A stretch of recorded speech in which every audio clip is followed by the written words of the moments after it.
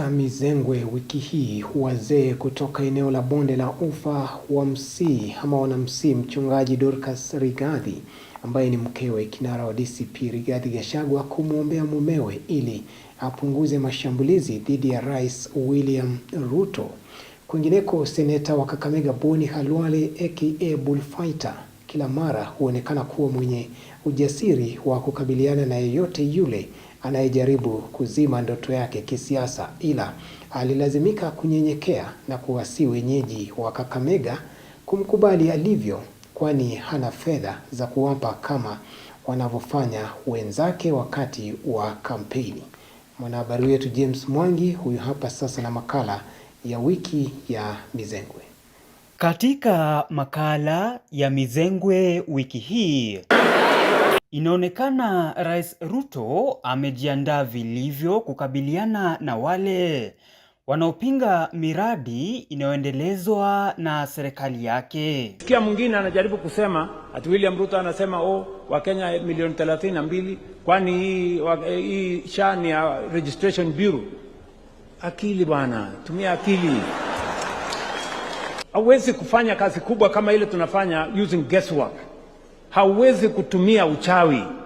Lakini hebu tuambie, ujumbe wako ni upi kwa hawa wanaonoa makali yao kumenyana nawe debeni mwaka wa 2027? Unajua, mtu kama hana akili, kelele ndio inazidi, ndio aonekane hapo busy.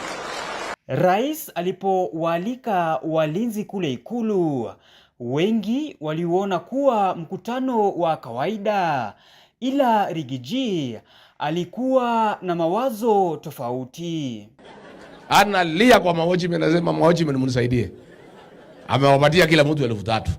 Sasa huko mahojimen wakiongea wanasema hii ni kama walokalau tu. Inaonekana haya anayoendeleza kila siku Rigiji hayawafurahishi baadhi ya wazee kutoka bonde la ufa. Wakati alikuwa amekuwa impeached, badala ya kuchukua hasira yote kupeleka Mount Kenya, yeye angewachia Mungu. Kumbuka sasa hata amefanya kazi ya Mungu kulipiza kisasi. Ako na uzuri, ako na pasta kwa nyumba ambaye angemfungia breki kwamba kulipiza kisasi si kitu kizuri. Haya basi, tugeukie mengine.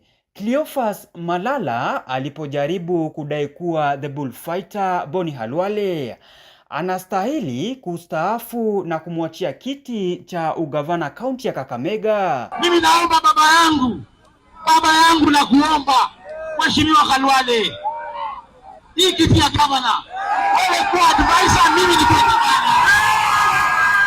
Khalwale alionekana tayari kajiandaa kwa makabiliano ya moja kwa moja. Hapa viongozi waliomzingira wakipata wakati mgumu kumtuliza, majibizano hayo yasigeuke kuwa ya kurushiana makonde. Tulia, si ndio? Ila pamoja na ukali wote huu, the bullfighter pia ni mtu mnyenyekevu, na hata anapohitaji usaidizi hata sita kuomba kwa unyenyekevu. Wala nataka nimuombee kura. Unajua Khalwale tunakudiana. Lakini ubaya ni ile nyumba ambayo yeye iko ndani. Mimi niko nyumba ingine na yeye kwa nyumba ingine.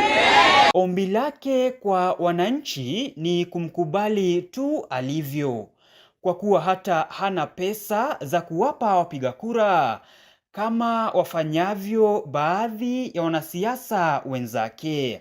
Don't let me down. I have no money to buy you. Nothing. All the money I have. Ndiyo mizengwe ya wiki hii.